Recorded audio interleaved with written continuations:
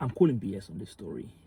The New York Times is now claiming that part of the goals of the regime change operation that the US and Israel did in Iran was to install a former president of theirs. But if you read through the story, it seems to me very obvious that it's just CIA Mossad propaganda designed to try and foment some kind of domestic uprising in Iran where everyone was now suspicious of everyone because you don't know who's working with the Mossad or the CIA and who isn't. So they basically want to get this guy in trouble, so they report a story like this. Now I'll tell you how I know that. If you look at the story and if you know what we have reported about this already, one of the first places that Israel and the US hit when they started bombing Iran was his house. So I'm meant to believe that, and apparently this was done to try and free him from house arrest.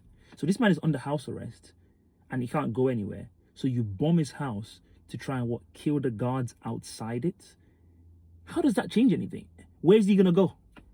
So he's just gonna walk out of the house and go where exactly? Go to the House of Parliament and declare himself leader of Iran? That makes no fucking sense. In fact, that's probably the safest place for him to be, because then he's gonna be out of all the chaos and the nonsense that's going on, because the House of Parliament regularly being bombed. So again, that makes no sense. But the second thing about it is he also exposes the fact that there are actually people in Iran with differences of opinion. The propaganda we get told about Iran is that it's an Islamic theocracy and everyone has one opinion and rule, and what they want to do is just oppress their citizens.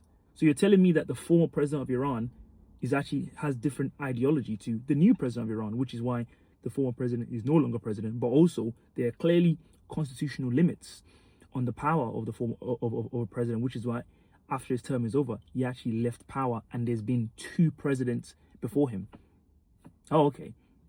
The final aspect about this is that this man is someone who clearly has no love for the Israeli government. He's one of those people that's actually been on record probably denying the Holocaust, talking about how Iran should try and get a nuclear weapon. So this is someone that clearly has no designs on being friends with the Israelis or the Americans anyway.